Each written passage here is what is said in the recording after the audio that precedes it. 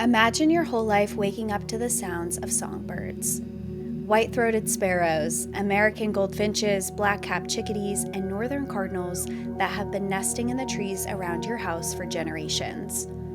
As dusk falls, the sound of crickets chirping fills the air. This natural soundtrack is such a reliable part of the ebb and flow of the day, like sunrise and sunset, that you almost take it for granted. Until one day, you wake up to the sound of silence. You look out the kitchen window and there are no birds on the tree branches, no wings in the sky, and your lawn is vacant of robins searching for worms in the dirt. It is very quiet and still, like something isn't quite right. When you go outside to investigate, you discover lifeless bodies of birds strewn across your yard. At night, no cricket song arrives, and you are left with nothing but a haunting silence. That apocalyptic scene was a reality for many people in the Northeast United States in the spring of 1957. And it coincided with something else: the rollout of aerial pesticide spraying programs by local and state governments. It's hard to imagine today, but in 1957, a chemical insecticide called DDT was sprayed out of airplanes over millions of acres of land. The goal was to combat a widespread invasion of gypsy moth caterpillars, but as a bonus, it was advertised to rid yards of pesky mosquitoes and other insects as well. Government officials and chemical companies assured the public that DDT was safe to humans.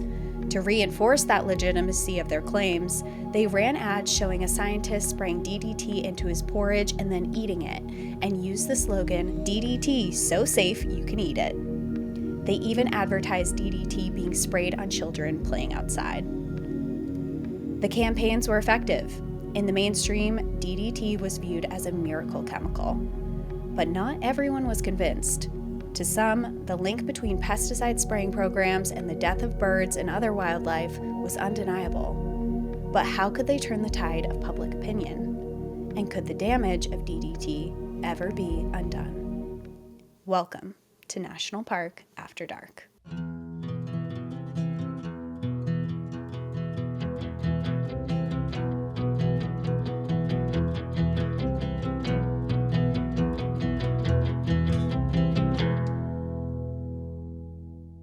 Welcome back, everyone, to National Park After Dark. I'm Danielle. And I'm Cassie. And it is almost Earth Day.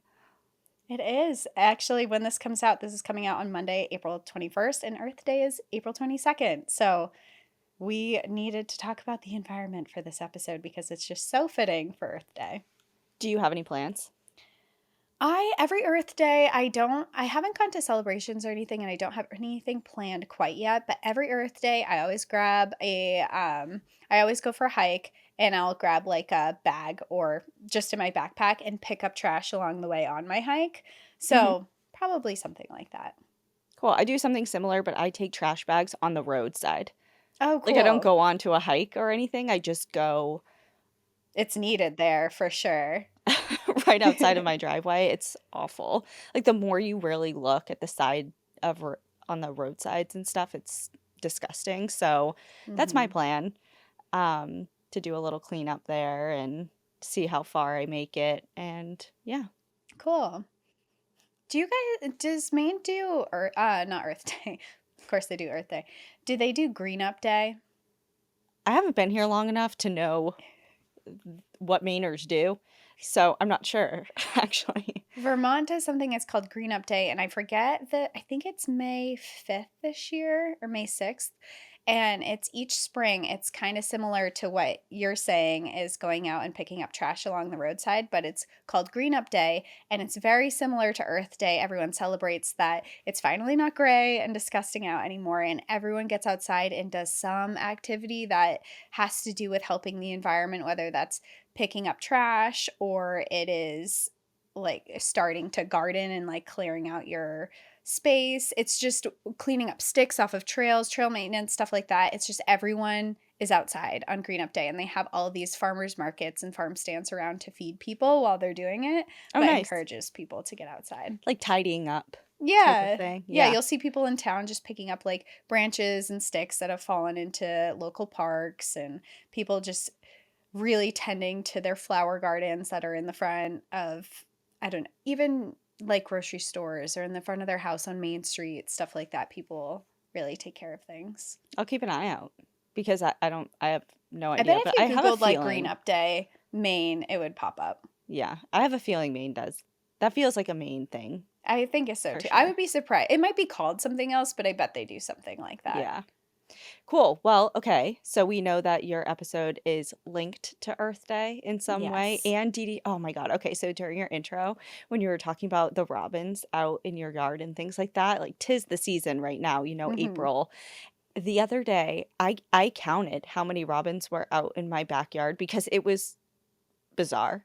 Like, It was like what are you all doing here? I was like, is it what's happening?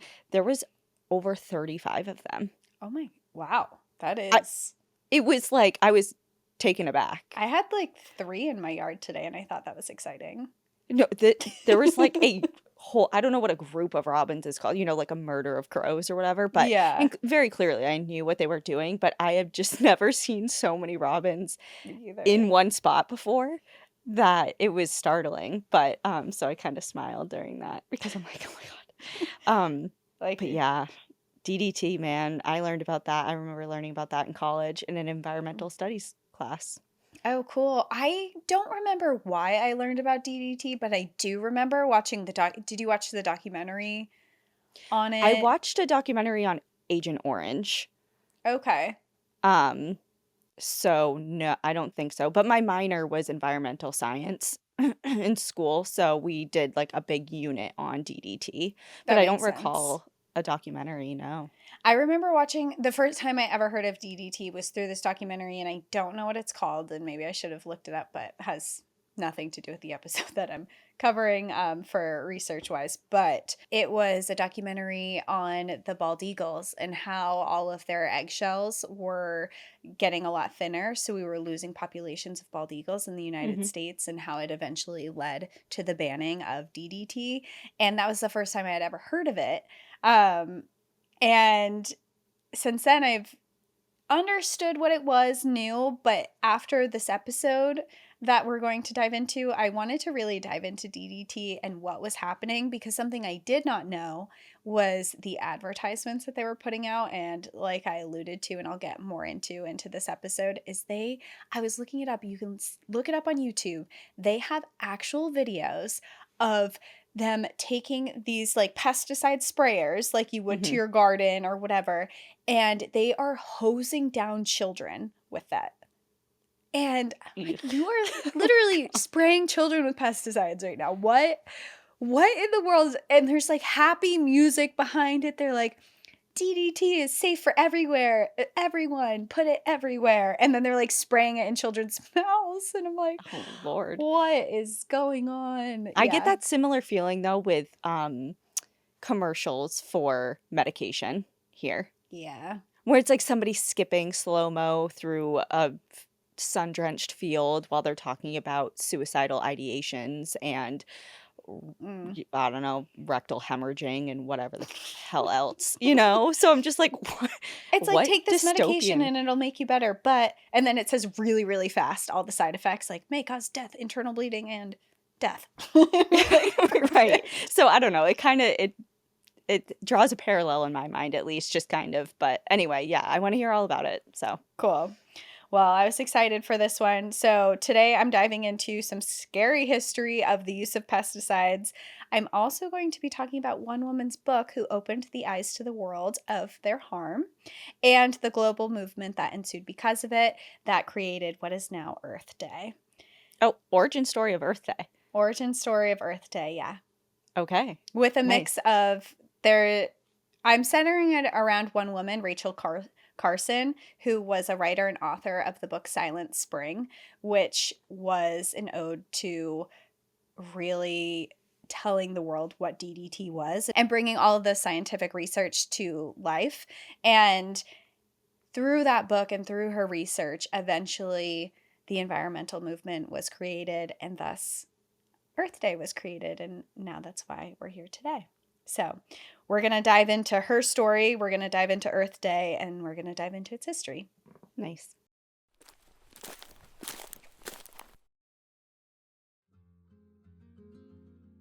I'm in the midst of gearing up for camping season. I just re-registered my camper and I'm planning out the weekends that I can go out with it this summer. And if you have a camper or an RV or are renting one, you need to listen up because this one is for you. This podcast is sponsored by Harvest Hosts. With a Harvest Host membership, you get unlimited, no-fee overnight RV stays at 9,500 locations across the US and Canada. Simply sign up for $79 per year, book your favorite destinations, and enjoy unique RV stays all year long. I have had my fair share of parking my camper at lackluster rest areas, but with Harvest Hosts, you can spend your overnights in such cool places. We're talking wineries, orchards, museums, farms, golf courses, drive-in movie theaters, and so much more. Add adventure to your travels, all while discovering new destinations and supporting unique businesses across the country. Seriously, scanning the locations they have, everything from lavender farms in Vermont to alpaca havens in Colorado, I am wanting to plan all of my travels around these unique locations. While I complete my travel, it's on my list. Also, their mapping tool is such a big help for trip planning because you can filter by different things like attraction type, rig length, and more to show you all the host locations that are on your route. So head over to harvesthost.com and use code NPAD for 20% off of your Harvest Host membership. Once again, that's harvesthosts.com for 20% off, and make sure you use our promo code NPAD so that they know we sent you.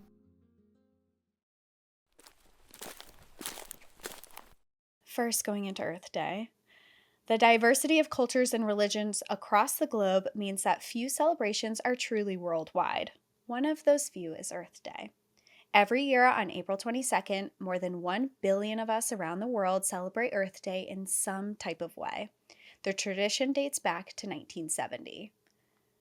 A number of different people can be credited for establishing Earth Day, like Senator Gaylord Nelson from Wisconsin, who had the original idea for organizing a nationwide event to raise awareness of environmental issues among college students.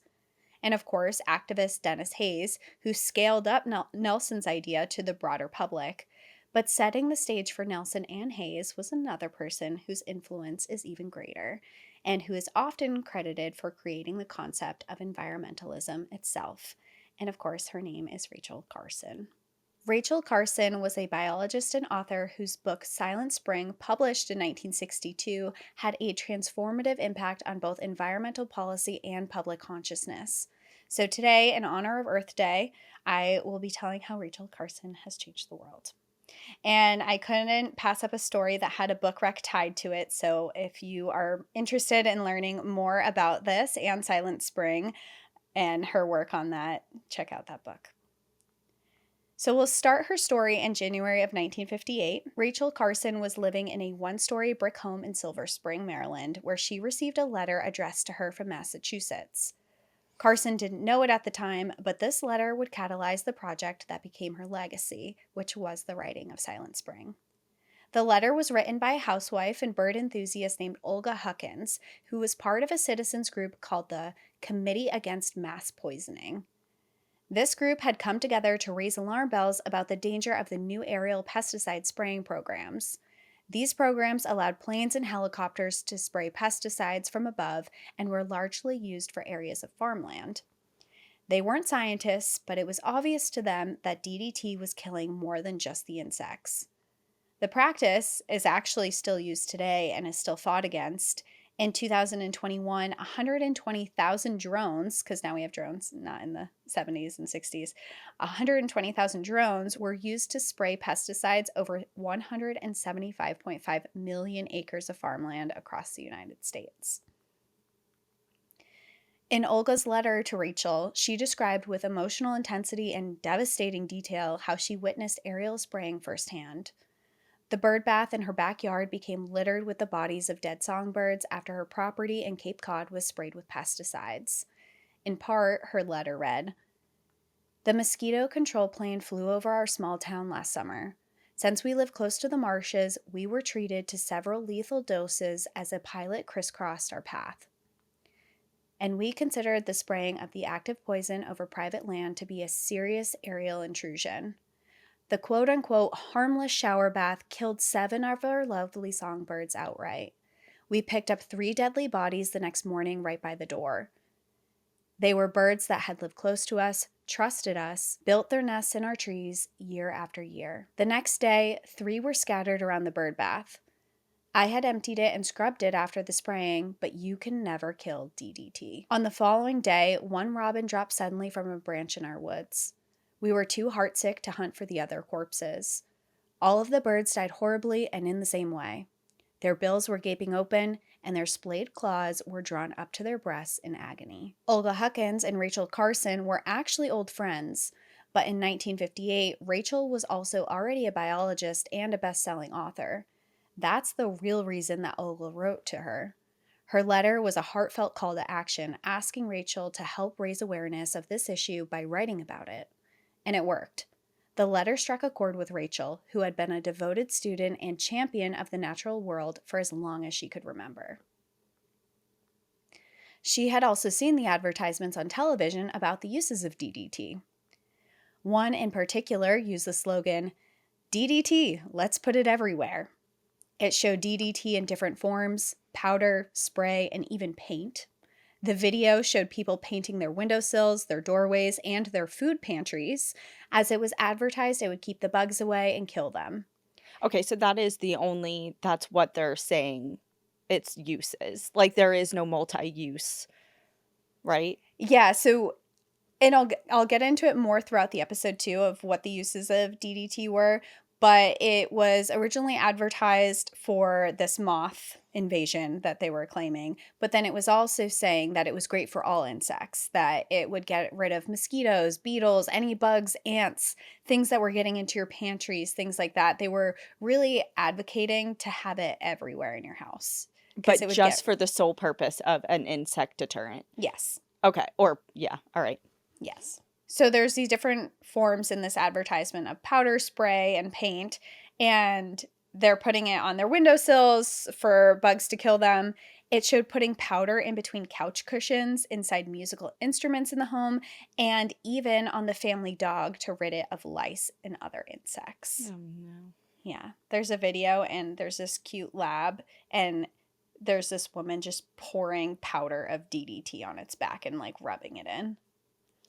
Yikes. I mean, that's the least surprising of all the other things. Like, why do you need it in between your couch cushions? Do you really have that big of an insect problem? Yeah. Are there insects just everywhere in your house? Everywhere. In every corner on your child. This is happening in New England. Like, I know we have mosquitoes and bugs, but we're not we're not the tropics. There's not all these huge insects and bugs everywhere carrying a ton of diseases, and I don't know. It's weird.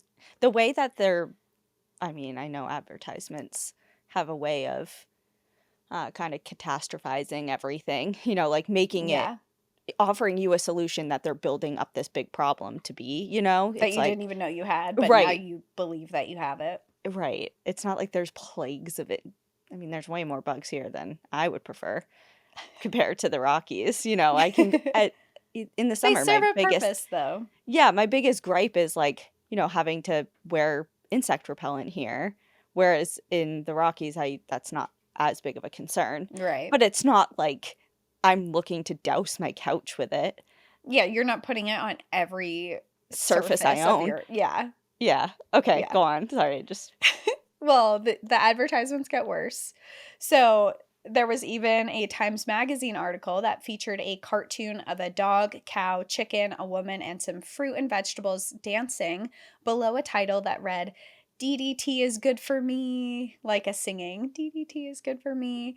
And the article that came with it called it, quote, "an amazing insecticide," and even had a drawing of a mother nursing a newborn baby beside it. Another advertisement in June of 1947 from Parents Magazine was selling DDT children's room wallpaper. It wrote about diseases insects carried like malaria, yellow fever, and typhoid. It urged parents to protect their children with their DDT-filled, easy-to-use, peel-and-stick wallpaper. It stated, "non-hazardous to children or adults, to pets or clothing, certified to be absolutely safe for home use." This is striking something very deep in me, and it's the whole, seeing through the malarkey that is advertising.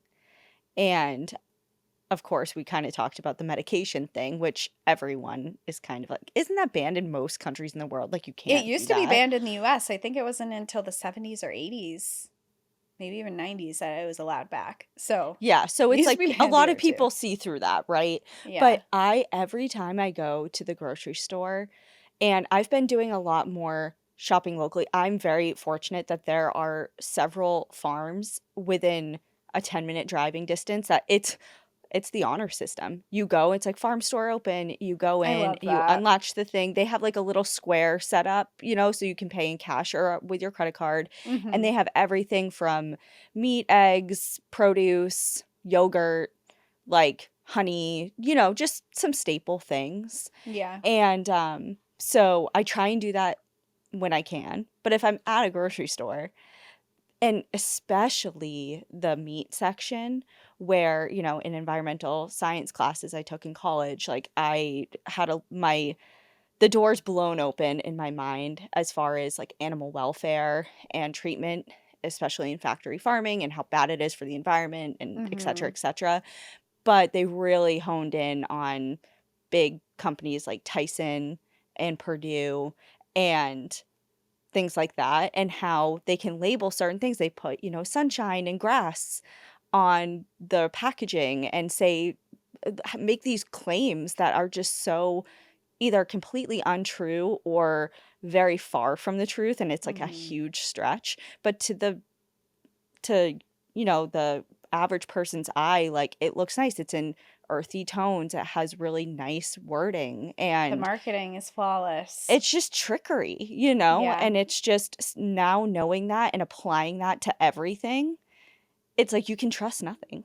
Well, I think of that where you're talking about meats and stuff. My first thought with that goes specifically to eggs, Hmm. because there's cage free Free and there's free range, range and there's pasture, organic, there's and then there's pasture raised. right. But the thing is that you have to know about cage free. It sounds nice, but cage free still means that they could just be in a facility inside that is way too small for the amount of chickens that are in there. And there could They be could never see thousands. sunlight. They could never see sunlight. They could still be toppling each other. Hmm. Like, just because it says cage free does not mean that they're treated well.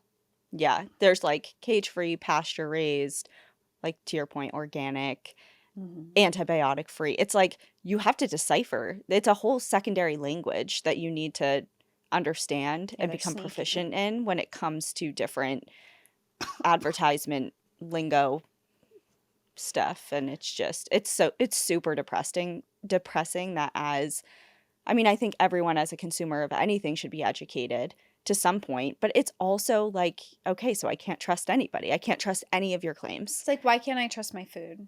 Right? Like, I need to do all of this research on my own Hmm. just to make sure I'm not being misled or poisoned in this case. I read Literally something. poisoned. I read something the other day. Yeah, literally poisoned in this story. But I read something the other day that was like, what's the health food section in the grocery store? It's like, what does that mean? Nothing else in the grocery store is healthy? What about everything else that's there?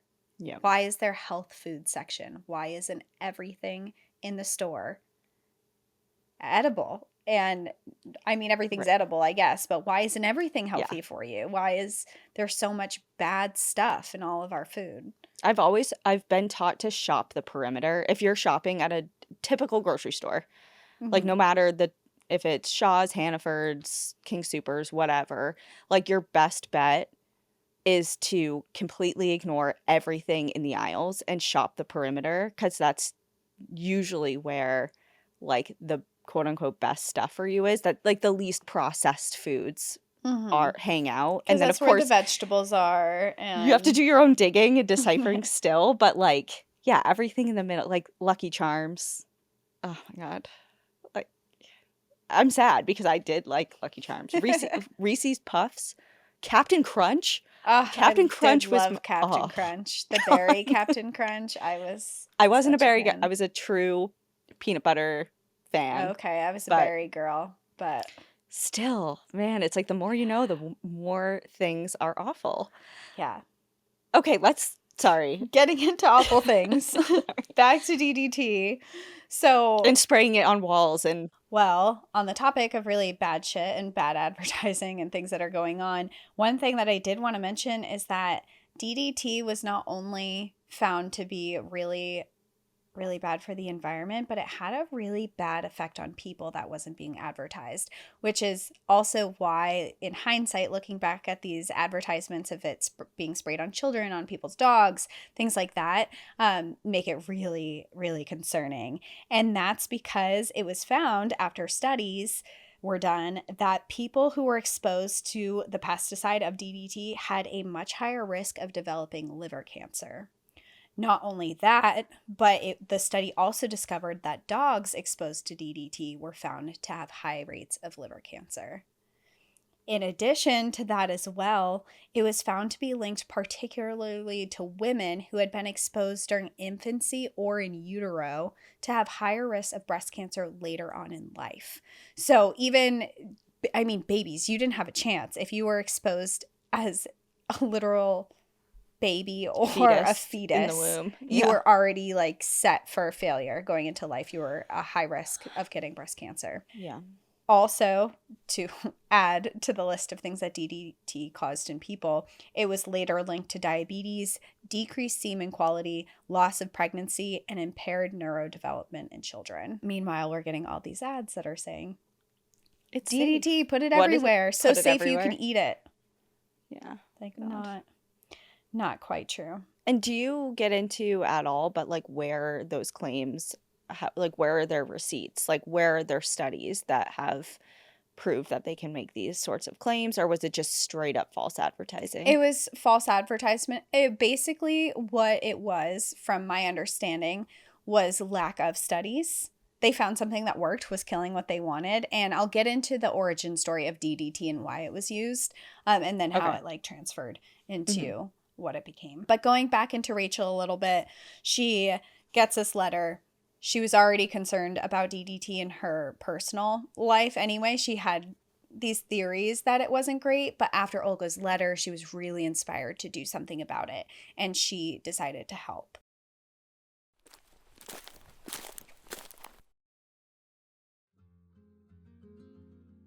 Spring is in the air, and that means we are all coming out of our indoor caves and getting back into activities we love outside. For me, I'm starting to get down and dirty in the garden, trying to grow all of my own veggies this year. Toiling away out there means I'll be working up a sweat, so I'm making sure to have Lumi whole body deodorant on hand. Lumi is powered by mandelic acid, which helps control odor in a new way, stopping odor before it starts. The deodorant is full body safe, meaning from your pits to your privates to your feet, and controls odor for 72 hours. I love that Lumi was created by an OBGYN, has over 300,000 5-star reviews, and that their products work. From their stick deodorants to their wipes and creams, they really nailed odor control. Their lavender, sage, and toasted coconut scents are my favorite, but if you want to try for yourself, new customers get 15% off all Lumi products with our exclusive code and link. Use code NPAD at lumideodorant.com. And take advantage of that offer and try out their newest scent, Vanilla Bliss. It's kind of like this cross between vanilla bean and sandalwood, and it's so yummy. If you've never tried Lumi, Lumi's starter pack is where you need to go. It's perfect for new customers. It comes with a solid stick deodorant, cream tube deodorant, and 2 free products of your choice, like their mini body wash and deodorant wipes, plus free shipping.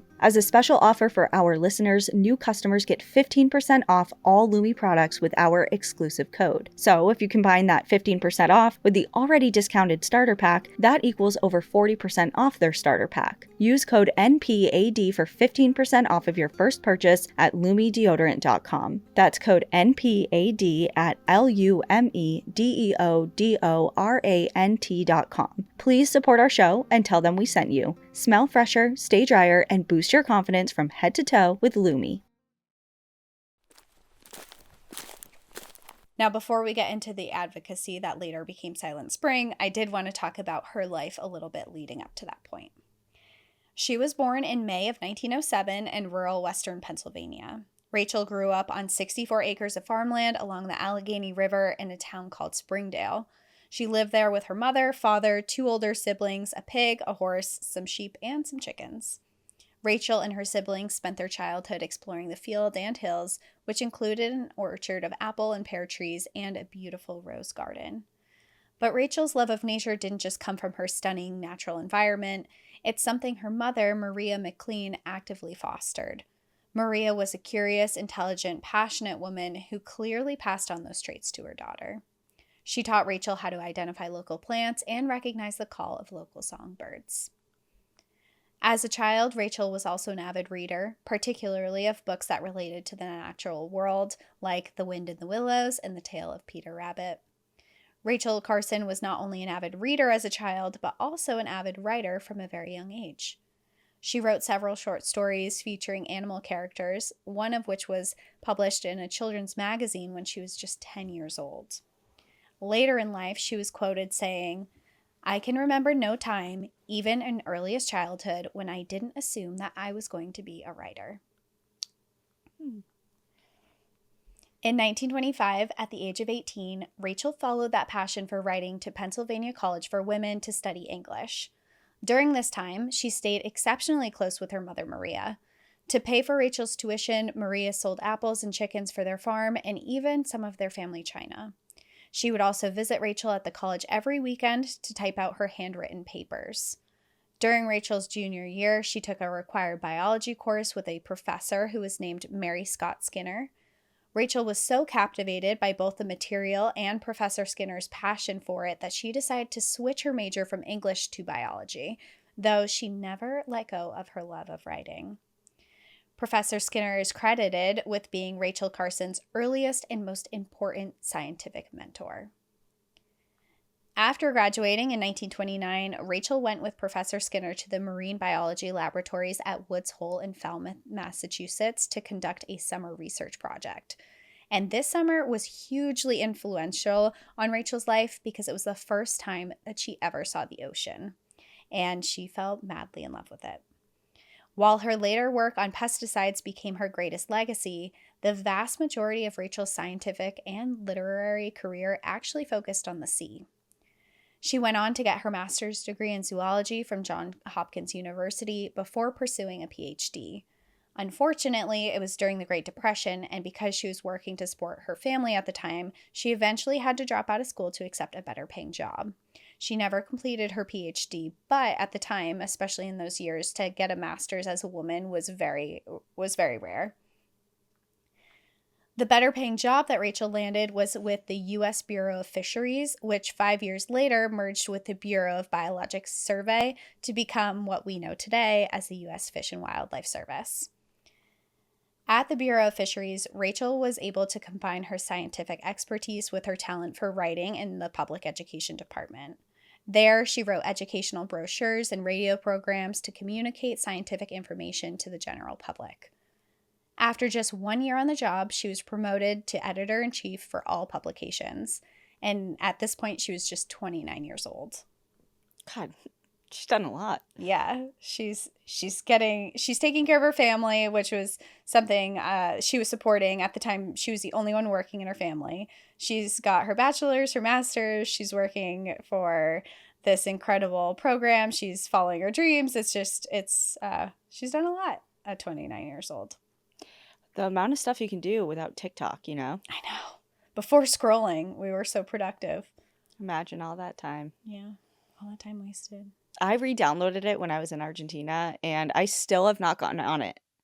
Oh. It's just like not a thing. I never really got into it. I'm not into it either. I do doom scroll on Reels on Instagram though, Same. Which is the same thing. It's like one's enough. I don't need more than that. We have a TikTok. Yeah. Do we use it? We use it occasionally. I'm not great at posting on there. I don't even know our logins. I think we should be using it for this. Yeah. We'll post this on TikTok for sure. Maybe. You'll have to go tell us if it's there, yeah. Well, anyway, she's doing all this stuff because she doesn't have TikTok. Right. This was also, around 29 years old, was also the time that Rachel Carson's writing career really started to take off. She wrote an 11-page essay, like most of her work, was about life under the ocean.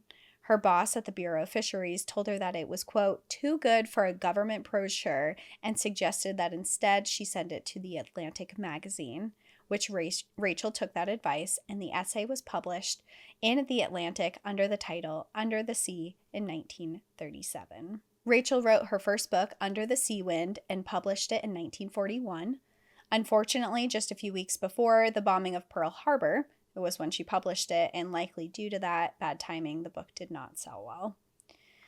From there, Rachel continued working for the Fish and Wildlife Service and writing freelance articles. Most of her work continued to be about the ocean, but in 1945, after the end of World War II, there's an interesting moment of foreshadowing in her story. Rachel Carson actually pitched an article to Reader's Digest about the harmful effects of DDT, which is exactly what Silent Spring is about. Chemical companies had originally sold DDT to the military to stop the spread of typhus among soldiers by killing lice. When the war ended, those chemical companies began selling DDT to civilians to use in farms and gardens. In her letter to Reader's Digest proposing the article, Rachel wrote that she wanted to investigate, quote, whether it may upset the whole delicate balance of nature if unwisely used. Again, this is 15 years before she would start writing Silent Spring and before all these concerns were brought to her attention via other people. But Reader's Digest rejected her proposal, and there was really nothing she could do from there, so she went back to her writings about the ocean. Yeah, they were like, haven't you seen the commercials? It's fine. It's fine. Safe to use everywhere. They used it in the war. Like, I don't need to hear your opinion on it. We don't even have to investigate. Yeah, and at this time too, she wasn't even saying DDT is bad. She was saying, hey, shouldn't we just make sure it's not bad? Shouldn't we check? And they were like, a temperature check here and see if snorting chemicals is legit or not. And like, I mean, I know people like to snort chemicals in other ways, which also is arguably maybe safer ways, because DDT was not something you should be snorting. But yeah. And for the record, was not advertised that way. But they said safe to use anywhere. That's true. I did not see any advertisements of people snorting DDT. Snorting lines. Yeah. Okay. Off mirrors. I don't know though, because like in the whole age of like what is it, Sue Happy or whatever, when it's like you said it was safe anywhere, so I did this, and it's like when they had to put a warning on Tide Pods. It's like, do not eat Tide Pods. It's like, who is eating Tide Pods? It's like somebody did, okay, and now we have to do that. And I know there's a whole story behind the whole McDonald's lid, like caution, drink is hot or something. Oh, really? Yeah, there's a whole thing on that. Should be a caution on their food in general, but it gave someone third-degree burns because it spilled on their lap, and their coffee was so scorching hot, and it didn't have a warning. But it's like, you shouldn't be serving somebody coffee that will give you third-degree burn. I don't know. Why it's a whole thing. So hot? Yeah, that's. But anyway, there's a reason there's like very obvious seeming messaging. And it's because people have unfortunately done it. Yes. Intentionally or unintentionally. Right. But anyway, okay. Right. So she's basically like, hey, why don't we just investigate this? But gets rejected. So she goes back to other writings. And she writes a second book. She titles it The Sea Around Us, and it's published in 1951. While her first book had flopped 10 years earlier, The Sea Around Us was a huge hit. It won the National Book Award for Nonfiction and broke a record by staying on the New York Times bestseller list for 86 weeks. In fact, it was so popular that Rachel's publisher decided to republish her first book, Under the Sea Wind, and that one also became a bestseller. Oh, cool. So it's just really bad timing before. Yeah. Or maybe the second book gave her the recognition. People are like, oh, I'll read anything she writes. Yeah, they're like, wow, this is beautiful. Let's try her other book. And smart on her publishers then, when she had all of this attention. With her breakout success, she decided to resign from the Fish and Wildlife Service in 1951, after 15 years, to focus on her writing.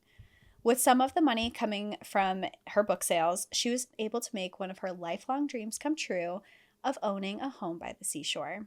She purchased a small piece of waterfront land on a little island in the Boothbay Harbor of Maine called Southport and built a small cottage. Boothbay Harbor is north of Portland, Maine, and a popular tourist destination, but at the time the area was barely developed. It was there in Southport that Rachel met her lifelong best friend in the summer of 1953. Her name was Dorothy Freeman, and she would later be a huge support to Rachel while she wrote Silent Spring. While Dorothy was married with a son, many have speculated that her and Rachel were more than just friends. From that summer until Rachel's death, the two women maintained an intimate correspondence with over 900 letters to each other. Rachel kept her favorite letters from Dorothy under her pillow, and they would often write to each other 2 letters at a time, one to be shared with family, and the other totally private to be burned after reading. The letters that remained were later published by Dorothy's granddaughter in 1995, and in them, the two women write poetically about how much they loved each other.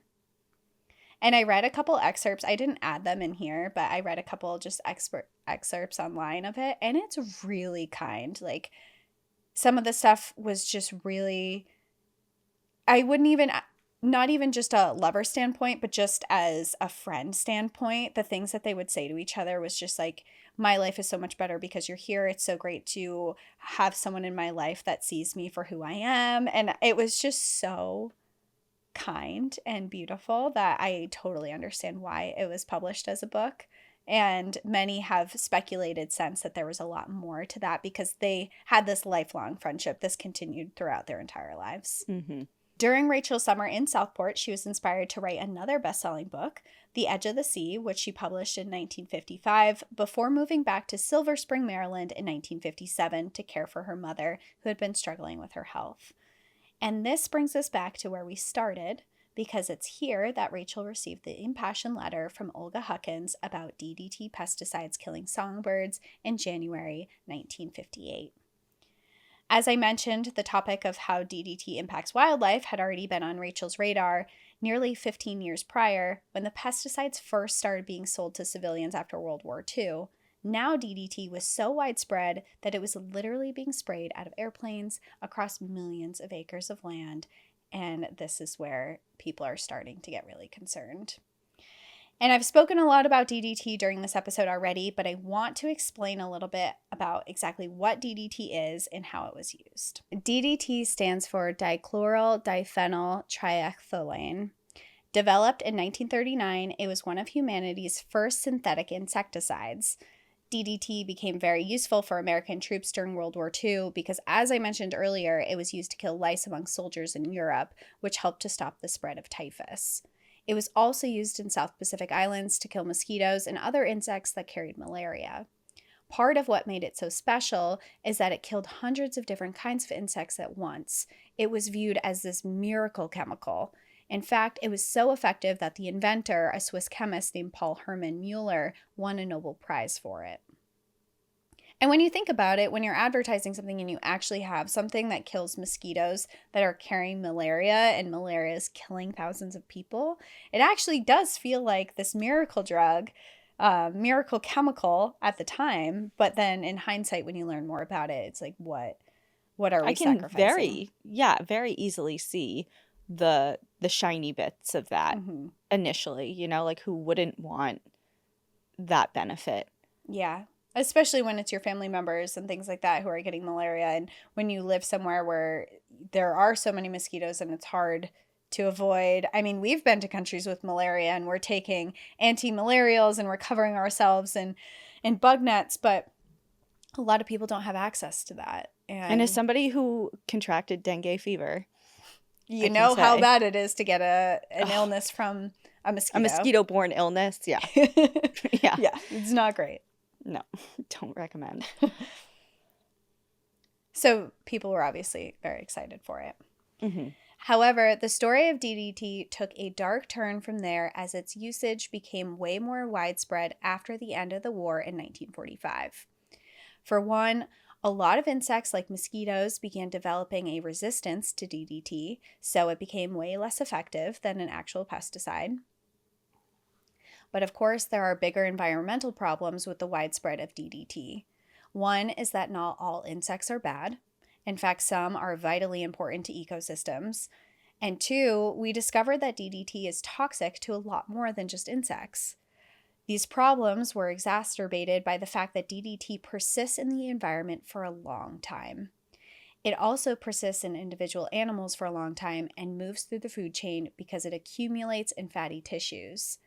And if that weren't bad enough, when you spray DDT in one area, it can travel a really far distance through the atmosphere. All of this means that the impact of spraying DDT is really long lasting and it's very hard to contain.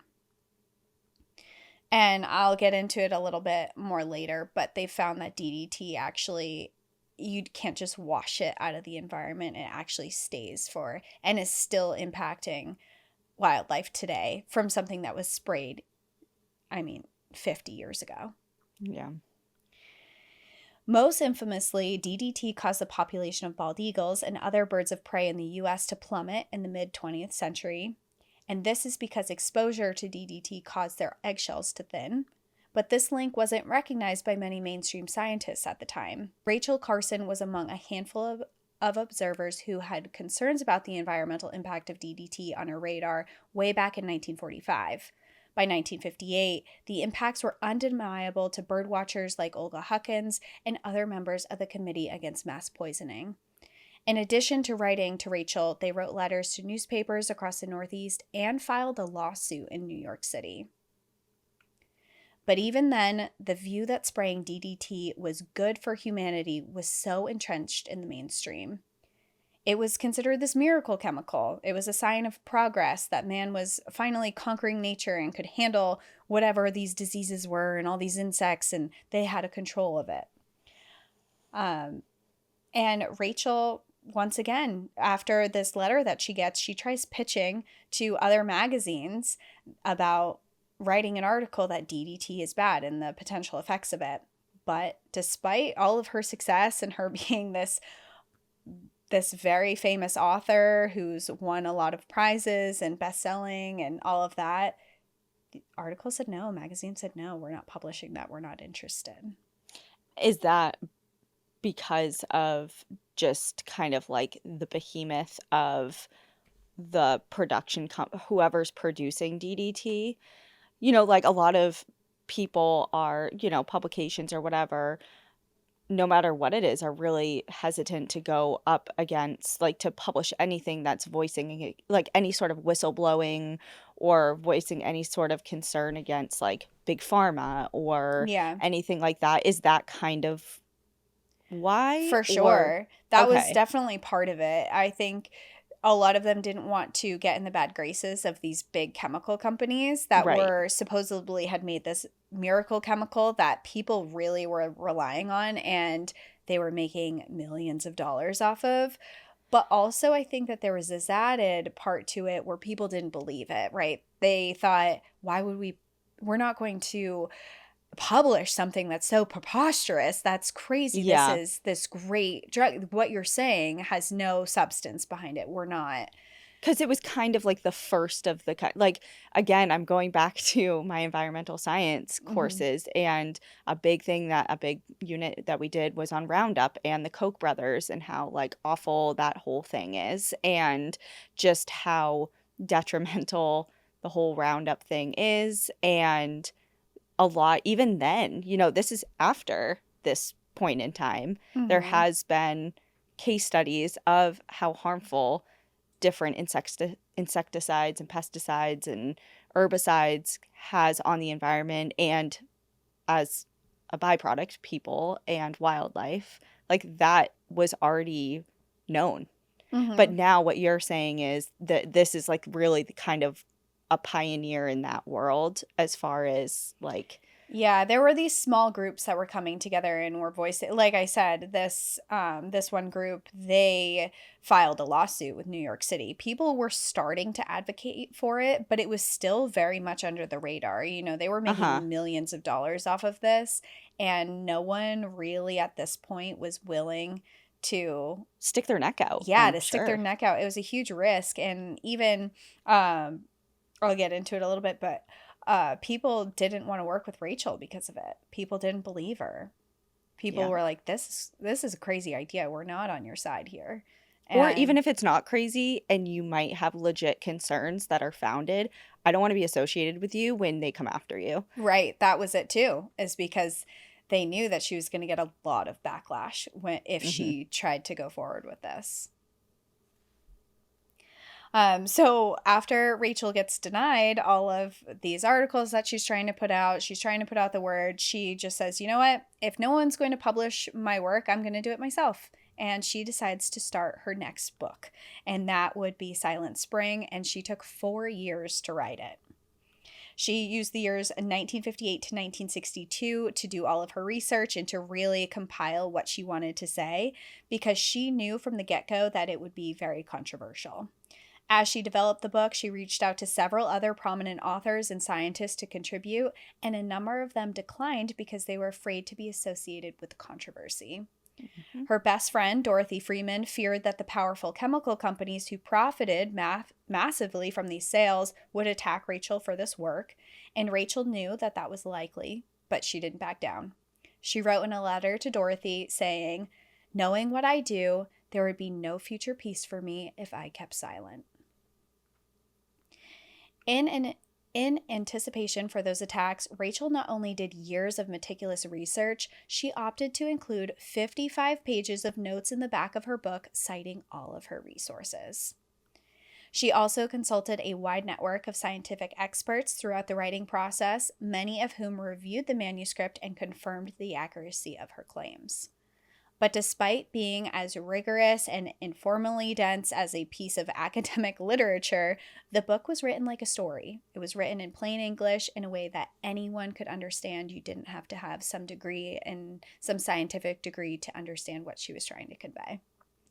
That's really cool, because especially coming from a degree that, and I'm sure you have had a very similar experience with your psychology degree, like the amount of scientific journals and different articles and publications and studies that we had to read for different projects and research and things like that from like academia was, I understand, like important, and the message was really critical to know, and it was great that it was published like that. But for the average person, like, you're not going to catch the attention It's very of dry the general public to like read. that. Yeah.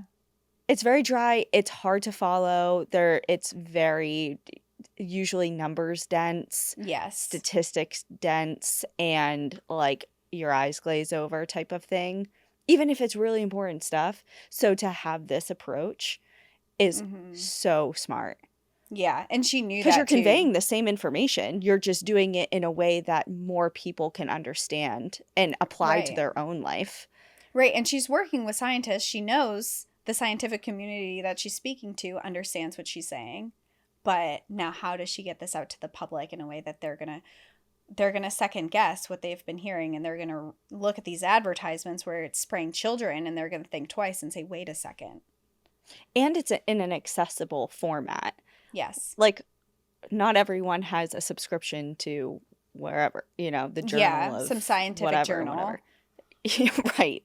Yeah. Let alone wants to read something like that. Sorry for everyone who spends a decade they of their are life interested. publishing a They are paper. interesting, and I think like in the scientific community and things like that, it is important to have, and it has its Definitely. place. But if I'm going to sit down leisurely and read something that I'm interested in, I'm not going to pick up a scientific journal and read the data charts that they supply in it. It's just like it's different, and she knew that she needed to make it more exciting to read.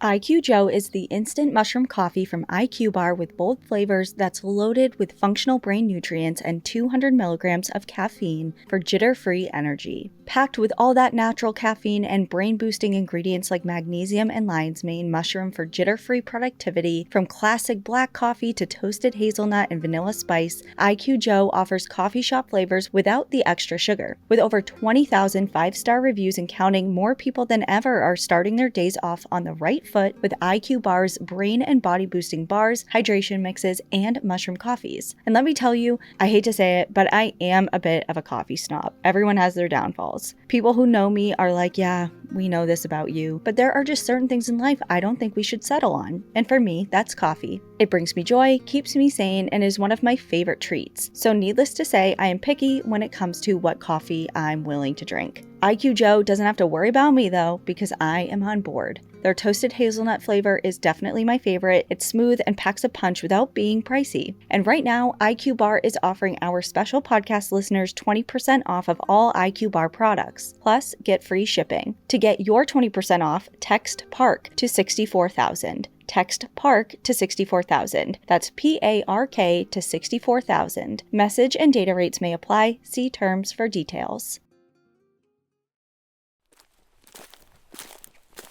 Shortly after Rachel started writing the book, her mother, Maria, suffered a stroke, and a few months later, in December 1958, Maria passed away at the age of 89. Rachel was grieving, and then in April of 1960, Rachel started having serious health problems of her own. She was diagnosed with breast cancer and underwent a mastectomy of her left breast. Unfortunately, the operation was too late. The cancer had already started to spread. By November of 1960, Rachel discovered lumps on her ribs and began undergoing radiation therapy. The progression of the cancer was rapid and it was ruthless. She underwent more surgeries and more treatments, but nothing stopped the cancer from spreading. And other illnesses followed: the flu, staph infections, rheumatoid arthritis, and eye infections. By early 1961, Rachel was using a wheelchair on and off. In her letters with Dorothy Freeman, she wrote that she was afraid she might die before she finished her book. But despite how terrible the cancer was, Rachel was determined to keep it a secret. Dorothy was one of the only people who knew about it. Not even Rachel's editor was clued in on what she was doing. This was partly because Rachel wanted to maintain some privacy, but also, again, in anticipation of backlash from big chemical companies. She didn't want them to dismiss her as having written the book for personal revenge, as if she was blaming the pesticides for giving her cancer, which wasn't the point at all, although, as I mentioned earlier, DDT is now classified as a human carcinogen in the US government. Rachel did manage to finish the book in early 1962. The title Silent Spring was originally the title of just one chapter in which she examined how DDT was killing birds. Oh my God, I just got it. Silent Spring. Yeah, Silent Spring. For No some sounds. reason, my mind was going to like a spring of water. Oh no, I kind of wanted to allude to that. Oh, in your intro. In my intro, Wow. where, yeah, Silent Spring. Brilliant. Congrats. Well, in that chapter, she wrote, "Over increasingly large areas of the United States, spring now comes unheralded by the return of the birds, and the early mornings are strangely silent where once they were filled with the beauty of bird song." Her editor, after reading it, suggested making Silent Spring the title of her whole book, which she agreed with. Silent Spring was slated to be published first as a series of 3 excerpts in the New York Magazine that June 1962, and then as a standalone book that September. Leading up to publication, Rachel and her editors took additional steps to prepare for the blowback from chemical companies. Their strategy was to develop relationships with the people in charge, and they went all the way to the most influential people in the entire country. Rachel attended the May 1962 White House Conference on Conservation organized by President John F. Kennedy himself. President Kennedy was known to be an environmentalist, and Rachel wanted him specifically to be her ally. Kennedy's unofficial advisor when it came to matters of conservation was a Supreme Court justice named William O. Douglas, who had been delivered a preprint copy of Silent Spring by Rachel's editors shortly before the White House conference. During the event, Rachel went out of her way to speak with the Secretary of Interior, Stuart Udall, and the director of the Sierra Club, David Brower. 2 days later, on May 27, 1962, Rachel met with a close advisor to the Interior Secretary to strategize about how she and the Kennedy administration could work together to maximize the impact of her book. And it was official. She finally had the most powerful people in the entire country on her side with Silent Spring. President John F. Kennedy and First Lady Jacqueline Kennedy were among some of the first readers of Silent Spring. When the book was released in September, it was an instant bestseller, and as I mentioned before, a couple excerpts were planned to be published in the New Yorker, which were, and that created this huge craze over people wanting to read it. The book was dark and captivating, with chapter titles that included Elixirs of Death, Rivers of Death, and The Human Price. Citing extensive research, Rachel showed clearly how DDT was not only killing insects and birds, but also entering the food chain and accumulating in the bodies of human beings, causing cancer and genetic damage. She wrote, quote, "A who's who of pesticides is therefore a concern to us all. If we're going to live so intimately with these chemicals, eating and drinking them, taking them into the very marrow of our bones, we had better know something about their nature and their power." Notably, Rachel didn't call for an outright ban on all pesticides, or even on DDT specifically, but she made a compelling case that DDT in particular was being misused on a dangerous scale, and that its consequences for ecosystems, wildlife, and human health were far more serious than the industry wanted to admit. And one quote from her book that really stuck with me and with a lot of her readers at the time was, quote, "For the first time in history of the world, every human is now subjected to contact with dangerous chemicals from the moment of conception until death." An unfortunate reality. Yeah. And that still is very present today. If not more. If not more, yeah. I would argue more. Yeah. And I mean, you could dive into that in so many ways, but it's very concerning and also is probably and why there's so much disease and everything's going up and there's much more high cancer rates. I mean, as someone who has kidney disease, the amount of people with kidney disease it's staggering. I think it's it's like 1 in 7 people. I always joke, like, if you're in a room with me, you're lucky, you're safe. But are you? But are you? It's getting worse, yeah. It is getting worse. I don't know. I read the other day that there was this new study that was just released regarding microplastics in particular. Is it with Alzheimer's? No. Well, the part that I was going to talk about, or just give you a little fact about, is that after doing dissection of a bunch of different cadavers and things like that, the average person has two caps worth of plastic in their brains. Like 2 bottle caps. Yeah. In their brains. Yeah. I saw something about that, and it was talking about how Alzheimer's is being linked to the microplastics that are being held in your brain because your body can't get rid of them. And then after seeing that, I really started noticing how much stuff is in plastic at grocery stores. Specifically, I go to get vegetables and I want tomatoes and they're wrapped in plastic. I want a zucchini or a cucumber. It's wrapped in plastic. Shrink wrapped in plastic? Yeah. Why? What is the... Don't do that. Yeah. Don't do that. And that's just so frustrating. It's so frustrating. Things with natural casing has shrink wrap on it. I don't know. Yeah. And it's just like things you wouldn't even think of. Like obviously you're like, oh, I should not use single-use plastic water bottles because it's bad. Because then, they, like at first you think of the landfills and recycling and how when you recycle something, is it really going to recycling? Because then that's a whole nother conversation. So it's like, okay, let's use reusable water bottles, or try to, unless you lose them on planes every time you take a plane, like you do. But your heart's in the right place. You're trying, but you're not thinking of the microplastics that you're ingesting from that, or like Tupperware. Like, swap it out if you can for glass. Or, when you're going to get your tomatoes, you can't help that they're shrink wrapped in plastic, but you can help by not putting them in those plastic bags. Like, go get a reusable netting and just bring it to the grocery store yourself. Vermont doesn't even have plastic bags anymore. Yeah, they're being slowly phased out, I feel like, in a lot of states, but I don't know. It's like, okay, great, you don't have plastic bags, but everything else is plastic. Yeah. I saw it was this locally made rice, and it was in this pouch at the grocery store. And I was like, this is really cute. And it's not in plastic. It was like in this hand woven pouch, and I pick it up to look at it. And the inside, the rice is in plastic. It was just the outside, the pouch. Oh, it's like lined. Yeah. No, like the actual rice was in a plastic container and then the pouch covered the plastic. Oh, right. Okay. Yeah. It's like, It's like, what? what are we Why? doing? Why? I've been using instead of plastic wrap, I use beeswax wrap. Oh, I've seen that. I have some of that too.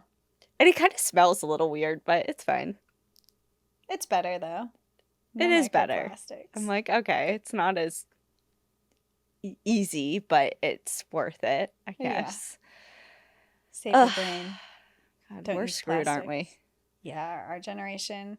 I think that our generation and like the ones younger than us are going to really see repercussions for these as we get older, because a lot of these single-use plastics are a lot newer to our generations, and our parents' generations haven't had to live through as long of plastic use as we have. So I think that we're gonna really, and screen time.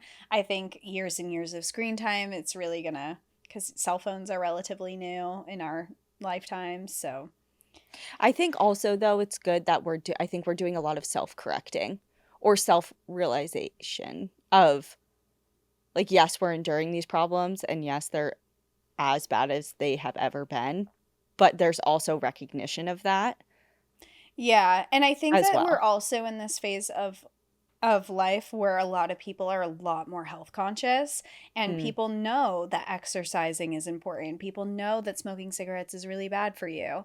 People know that, of course, now there's the vaping that's going on, which is also coming out. It's very bad for you as well. But I think that we are a lot more conscious about what is healthy and what is not. Vaping has So, always blown my mind. When people are like, it's not as bad, I'm like, you are inhaling something into your lungs that isn't natural air yeah, and then and it's like the oxygen. flavors and stuff. I'm like, just because Yeah. it doesn't smell bad, that I don't actually know. I feels don't get it. worse to me. Like, what is that flavor made out of that you're putting in your lung? I don't know. I don't really get it. I mean, Yeah. maybe if you have them side by side, like, would you rather vape or rip a cigarette? And I feel like I would have to say vape I would smoke a if I was cigarette over forced. vape any day. Would I've you? never vaped before, and I have had a cigarette before. So I feel I like a don't know. vape would be more pleasant, no? I do, I don't know. I feel like something about the vapor getting into your lungs, I feel Have you like seen what a scares me. cigarettes do to your lungs, It's though? just one, though, right? We're just picking one. Oh, We're like vaping one? once or we're smoking one cigarette. Yeah, I guess. Okay, yeah, yeah. Wait, is it one puff of a vape? Because if it's I one don't puff of a know. vape, then I choose a vape. But if I have to like fully vape for a day or smoke a cigarette, I would pick a cigarette. Well, a cigarette's gonna last not as long. Yeah. I can also fake smoke a cigarette. You No, know, there's you no just put the faking. smoke If in your mouth and then in you this like blow scenario, little rings. It doesn't is actually that get to your lungs. is that what happened when you smoked a cigarette that one time? Did you Mm. inhale? I've definitely inhaled before. And I thought, so gross story and it's not cool, but I thought I was cool because I bought, when I was like 18, I bought Camel number nines and they come in a pink cigarette case. And that's why I Oh, thought they were cool. So I would had them, but I didn't actually like smoking, so I only did it in front of like my friends who smoked. And then I did inhale sometimes, but for the most part I just practiced trying to blow circle rings. oh, okay, And yeah, then I never like it was very short lived and it was really gross. And I had them in my purse and then my purse smelled really yeah, bad. And so it yeah. was a very short lived experience. But um, the packaging, man, I thought pink was cute. Here we are with the advertisements. Yeah, It's it was the all advertisement that got me. And it had a cute little camel on it. Yeah, they got you. it was messed up. Yeah, and then there was They just a got you. really, really tiny cancer warning. But I'm like, I'm 18. Yeah, in other countries, you know how it's like the whole carton is a cancer warning, and it shows somebody Yeah. with no teeth and just a cancerous, Even when full we of were in cancer lesions. Argentina, totally different, but when we were in Argentina, we would buy candy and there would be these big labels on Mm. it that said excess sugar, excess calorie, excess whatever, and it was on M&Ms. I'm Yeah, like, it's like, that you is sure you want not to do on this? US M&Ms. Yeah, there was No, literally so many signs that are like, are you sure? Are you sure? Are you sure? And I was like, yeah, I'm pretty sure. I am actually very sure. I need this, actually. Thank you. Yeah, I don't know. I've never been a cigarette, like, I've never been tempted ever. Have And you ever smoked a cigarette? I had a puff of one of my dad's once when he wasn't looking. And my dad was an avid smoker. Like, I'm talking multiple packs a day. And that's ultimately what killed him. So Which I is really think, common in our parents' generation yeah. specifically. So I'm pretty sure that's why I was immediately like, I'm good. Not because he died, but even Like, leading you up to saw that. him Like, I doing saw it, that. and Yeah, and just like he was just so like he couldn't take a deep breath. He was always hacking shit up out of his chest. Everything's about like when I would go to his house and then come back because I shuffled between my parents' houses growing up. Like all of my things I would have to just like throw immediately into the wash because everything smelled like cigarette smoke. Like I just saw the things that I did not want to do. And so it's so funny. My mom will remember this. Sorry, we're going on so many tangents today, but one time I came back. I had gotten my license, so I was starting to drive myself down to my dad's instead of being like shuffled and dropped off. And I came back, or I had a Pathfinder. It was my one of my first cars, and he would drive it around when I was down there. And I came back and my mom was looking for something in my car or I don't know, something. But he had taken, so you know the clear plastic, the plastic that's around a carton of cigarettes. Yeah. So he had taken that off and put the butts in that plastic and put it under the driver's seat and forgotten about it. And I didn't know it was there. And whatever. So when my mom, she found it. And she like ripped me a new ass. I'm like, okay, first of all, hello? That's fresh. Me? But like I was in high school, you know, it looks you were like the age of... Yeah, it looks like I was sneaking it, you know, like whatever. I'm like, see why. Okay, first of all, relax. Take it down. I was just with Dad. You know, your ex-husband who is a avid smoker, okay? And she was like, oh, okay. Oh, right. Yeah, that makes sense. I'm like, okay, yes, thank you. But anyway, yeah. Yeah. What were we talking about? Plastic or cigarettes or vaping? Or Rachel Carson? Rachel Carson, all of the above, I think. Okay. Okay, I'm still taking the vape is my final answer. The vape, okay. For a day. I think it's for a day. If you were to smoke for a day, would you smoke cigarettes or vape? So many people are like, I do that. It's not that big of a deal. It's just my lungs are so sensitive. I feel like a vape, like a juicy berry. I hate the smell of it, to be honest. I've been in cars with people who vape. I've been in cars with people who vape and they keep the windows up because they think that it doesn't, because it smells good, that it's good. But I instantly start coughing. Like as soon as I literally can't handle it. So I don't know. Cigarette smoke makes me sneeze. Me too. Isn't that strange? It's like I I'm don't allergic. think so. Yeah, I'm allergic. I can't be around it. Okay, well, if you're gonna smoke cigs for a day, we can't be together because. Well, if you're gonna vape for a day, we also can't be together. Okay. Anyway, if you smoke cigarettes, please stop. It's really bad for you, and don't do it. We care about you. Yeah. And vaping, also don't do that. No. And when people they do it, they like take it out and they're like, they look like crazy. I know, and you inside. Look nuts. You're inside. You look crazy. Yeah, you're like pulling it out of you're hiding. You're and then hiding. You like blow a puff of smoke away, like no one's gonna see it because smell it. We know. We know. Just stop doing it. Stop doing it. It's just so bad for you. It's embarrassing. It's so embarrassing. You should be shamed because we want you to stop.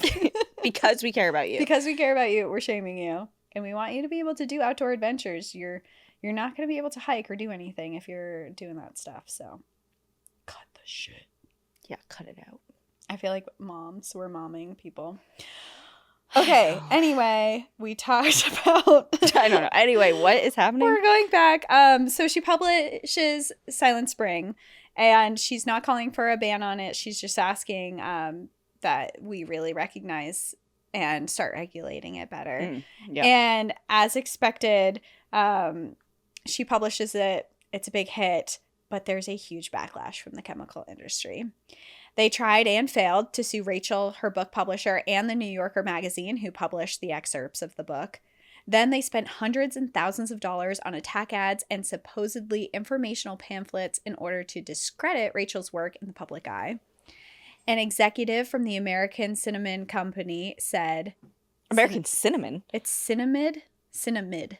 Not cinnamon. Okay, I'm like, cinnamon. Not cinnamon. Not cinnamon. Is nothing sacred? Oh my God. Wait. But they said, quote, "If man were to faithfully follow the teachings of Miss Carson, we would return to the dark ages, and the insects and diseases and vermin would once again inherit the earth." Okay, drama king. Drama king, for sure.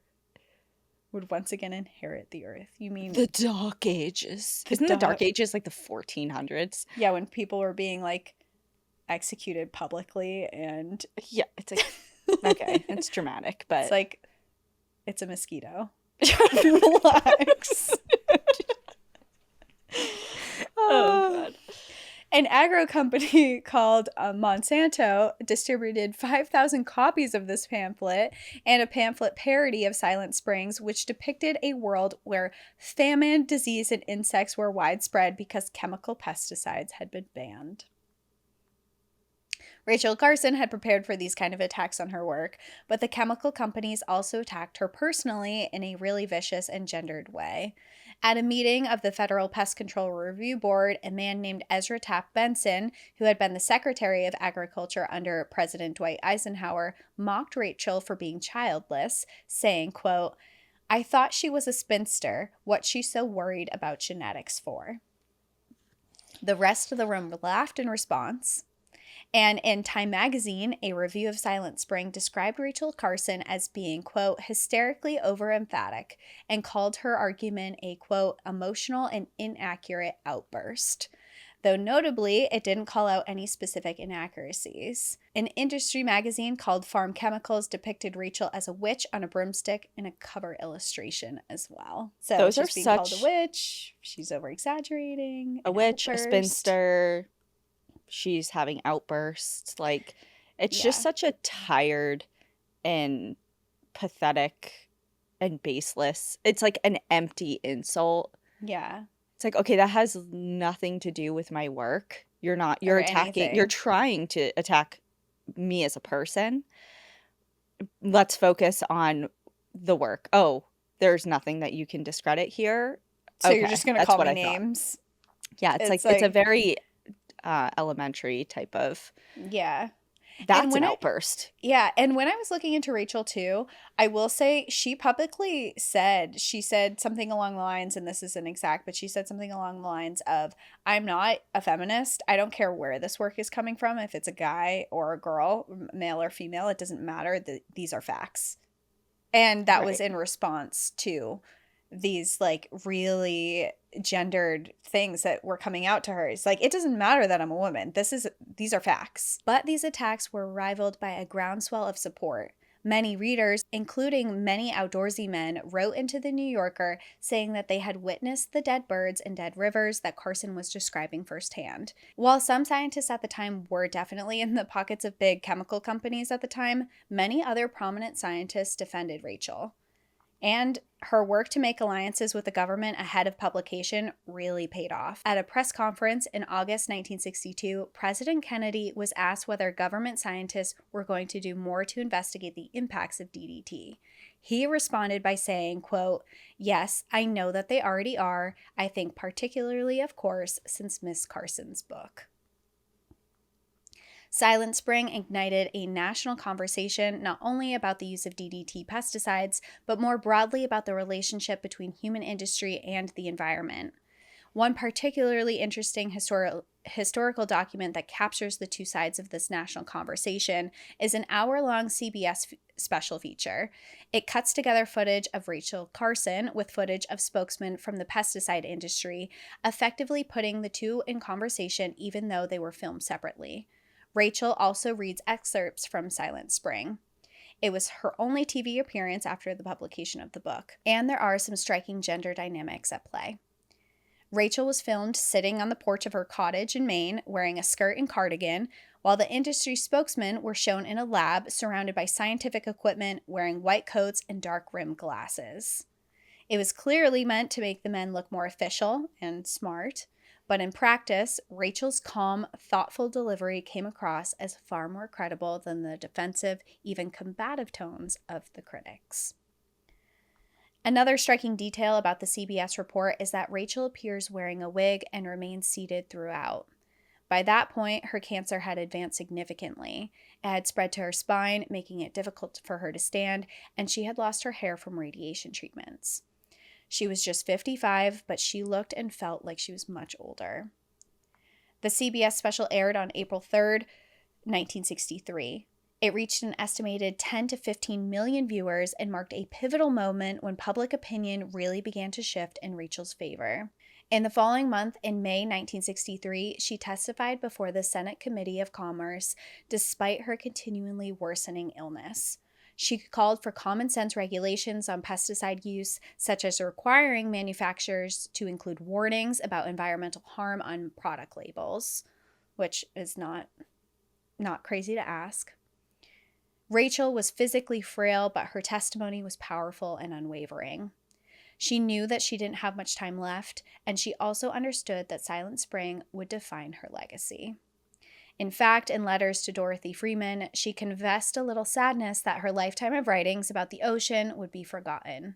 She also lamented that she herself would never see the ocean again. A trip to Maine was no longer possible in her condition. Almost exactly a year later, on April 14th, 1964, the breast cancer finally took Rachel's life. At that point, more than 1 million copies of Silent Spring had been sold. She died Wait a second. What? It's April 14th. Right now. Oh my God, it is April 14th right now when we're recording this. Yeah. Wow. Synchronicities. Synchronicities. Rachel, okay, sorry to interrupt. No, that's a really interesting coincidence. Yeah. I hope you're listening, Rachel. So at that point, more than 1 million copies of Silent Spring had been sold. She died at the age of 56 in her house in Silver Spring, Maryland, which is now a National Historic Landmark. Dorothy Freeman brought Rachel's ashes to Southport Island in Maine and scattered them into the sea, letting her become one with the shoreline she had studied and written about so beautifully. 2 years later, in 1966, Rachel's connection to the shoreland was further immortalized when the state of Maine established the Rachel Carson National Wildlife Refuge along 50 miles of coastline between the towns of Kittery and Cape Elizabeth. Yeah, I knew it. Kittery is not even 25 minutes from me. So close, you can visit. Yeah. This refuge is 5,600 acres and consists of salt marshes and estuaries that are vitally important for migratory birds. According to the Fish and Wildlife Service website, it contains, quote, a composition of plants and animals not found elsewhere in Maine. Many of those animals are endangered or at risk, such as the eastern small-footed bats and piping plovers. The wildlife refuge also contains hiking trails. There are around 300,000 people who visit every year, and this is a beautiful and fitting tribute to a woman who dedicated her life to protecting the fragile coastal ecosystems just like this one. Rachel Carson is also honored with a memorial statue at the original location that sparked her lifelong love of the ocean, the Woods Hole Laboratories in Massachusetts. The statue shows Rachel looking out over the ocean with a smile on her face. Long after her death in 1980, President Jimmy Carter awarded Rachel Carson the U.S. Presidential Medal of Freedom, which is the highest civilian honor. Rachel Carson's fight against DDT ultimately led to real change. In response to Silent Spring, President Kennedy tasked his Scientific Advisory Committee with investigating her claims, and their findings supported her conclusions. In 1972, a decade after the book was published, the U.S. government banned the production of DDT and its use in agriculture. The UK and several other countries would follow suit over the next few years. In the years since then, populations of bald eagles and other birds of prey in the U.S. have slowly recovered. But the story doesn't end there. One of Rachel's major warnings was about how persistent DDT is in the environment, and she was right. Decades after it was last sprayed, DDT still lingers in ecosystems. The chemicals have washed from soils into rivers and streams, where they continue to impact marine life. In Sarasota Bay, Florida, for example, about 70% of firstborn dolphin calves die within the first year, and scientists believe one major factor is the transfer of fat-soluble pollutants like DDT through their mother's milk. If this is the damage we're still seeing more than 50 years after the ban, you can just imagine what would have happened if Rachel had not stepped in. Rachel's influence on environmental policy extended far beyond the banning of DDT. Silent Spring helped launch the modern environmental movement as a whole, introducing into the mainstream the idea that industrial activity should be regulated, not just to protect nature, but to safeguard human health. The book sparked a wave of landmark conservation laws, including the Clean Air Act of 1963, the Wilderness Act in 1964, the National Environmental Policy Act in 1969, the Clean Water Act in 1972, and the Endangered Species Act in 1973. It also directly inspired the founding of major environmental organizations like Greenpeace and Friends of Earth, and contributed to the creation of the Environmental Protection Agency in 1970. Not bad for a childless spinster. Yeah, not bad. Yeah. For a witch. Yeah. Never thought the term witch was a bad thing. The fact that many of these the birth of environmentalism and founding of the EPA in 1970 also brings us back to the very first Earth Day celebration, which took place that same year. As I mentioned at the very beginning of the episode, Earth Day was created in the spirit of the movement that Rachel Carson helped ignite by Wisconsin Senator Gaylord Nelson and activist Dennis Hayes. The idea came to Senator Nelson after he witnessed a destructive oil spill off the coast of Santa Barbara in January of 1969. His original concept was to organize teach-ins about environmentalism on college campuses, hoping to tap into the energy of the anti-war student movement spreading across the country at the time. Senator Nelson's co-chair was a Republican congressman named Pete McCloskey. Together with activist Dennis Hayes, they picked April 22nd as the date for the event. It fell between spring break and final exams, making it ideal for student turnout. They assembled an 85-person organizing team across the country, and the vision quickly expanded beyond college campuses. The name Earth Day caught media attention. By the time April 22nd, 1970 rolled around, the event had grown into something much bigger than anyone had anticipated. That day, an estimated 20 million people, nearly 10% of the U.S. population, took to the streets in rallies and demonstrations nationwide in what continues to be, to this day, the world's largest day of protest. According to the official Earth Day website, more than 1 billion people around the world now take part in Earth Day celebrations each year. Starting in 1971, each Earth Day has featured a designated global theme, like a short slogan that captures the spirit of the movement. In 1990, it was Think Globally, Act Locally. In 2020, it was simply Climate Action. This year, the Earth Day's theme is Our Power, Our Planet, a call for collective action around renewable energy. One of the most notable Earth Day celebrations each year takes place in Tokyo, where more than 100,000 visitors gather for a festival which features eco-friendly food, art, and music. In London, the annual celebration is called Earthfest. It spans multiple days and includes inspiring talks, live music, eco-fashion, green kitchen workshops, and more. There's also an annual Earth Day celebration at the Rachel Carson National Wildlife Refuge in Maine. Last year, this included a volunteer effort to pick up storm-washed trash from the marshes. Today, as the climate crisis accelerates and resistance to those fighting it grows louder, Rachel Carson's message feels more urgent than ever. She taught us that all life is interconnected. More than 60 years after her death, she's still inspiring people to connect with nature and confront the damage we've done. One line in particular from Silent Spring stays with me, not just as a warning, but as a call to action and a source of hope. The Earth's vegetation is part of a web of life in which there are intimate and essential relations between plants and the earth, between plants and other plants, between plants and animals. Sometimes we have no choice but to disturb these relationships, but we should do so thoughtfully with full awareness that what we do may have consequences remote in time and place. And that is my story of Rachel Carson, Silent Spring, and the history surrounding Earth Day. Wow. I loved it. I'm not saying that I'm going to be at Rachel Carson National Wildlife Refuge on April 22nd, but I might be. It's so close to you. I wonder what they're doing. It's so close. Yeah. Do It we would be have really anything cool. that day? I know I was just said I was going to pick up trash on the road. Oh, we have our live stream that night. That would be fun.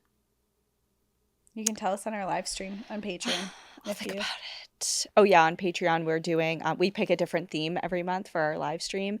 And this month we're doing good Earth news because we're kind of inundated with some not so great news all the time. So we decided to celebrate positive developments around the world that have to do with the planet and wildlife and things like that. So we're going to kind of hone in on that night. But yeah, maybe I don't know. We'll see.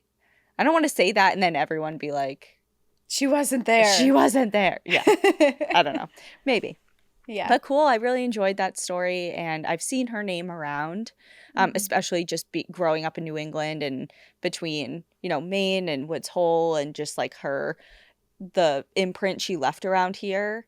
Yeah. Like we've grown up kind of seeing her name around, but I just didn't know the entirety of her story before. So that was a really cool one.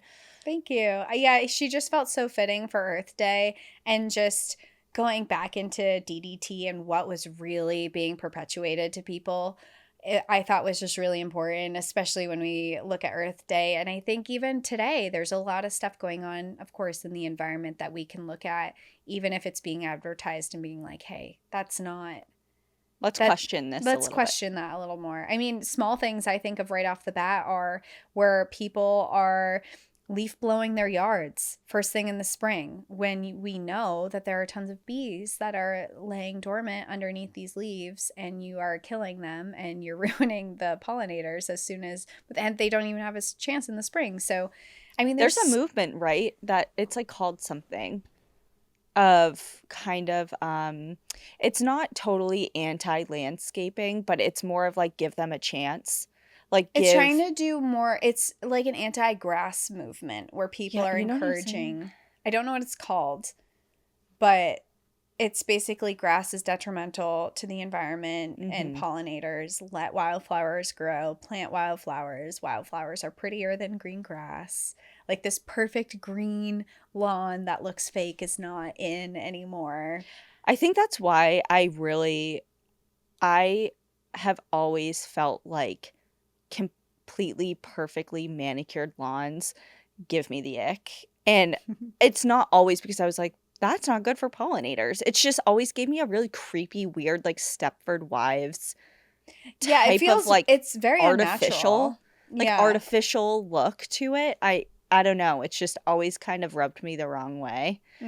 I haven't had a deep feeling towards green lawns. Like I see them, I'm like, wow, their lawn's really green. Like I've definitely thought that. And there's something, I mean, when you step onto a real lawn that has been manicured and you're barefoot, it does feel nice on your feet.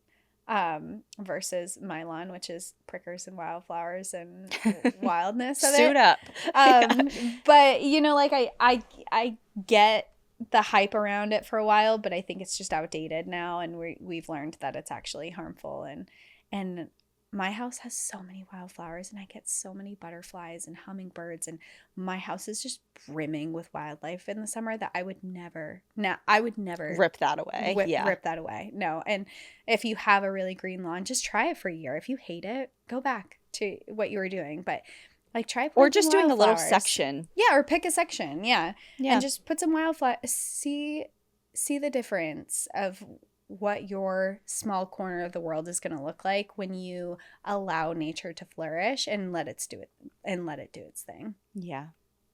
I feel like, we've done a lot of like soapbox things this episode. We're momming so hard. I know. I'm like, I have so much to say. We just love the environment. I know. Yeah, okay, well, great. Thank you so much for sharing. Next week, I also have an environment-focused episode Ooh. that I've been working on, but it's a little bit more morbid. I wouldn't expect anything less. I know this was definitely, I mean, not that, I It wouldn't say doesn't this have was to be all morbid. feel It's good, great. but I mean, it was kind of morbid. People were it was telling pretty you it's morbid. okay to spray your kids with Yeah, chemicals. and then, So, yeah, it was pretty sad in parts. yeah, I don't know. Mine has like a mysterious disappearance and like Oh, okay. that type of morbid feel, but it does still have to do with because Arbor Day is also this month. Okay.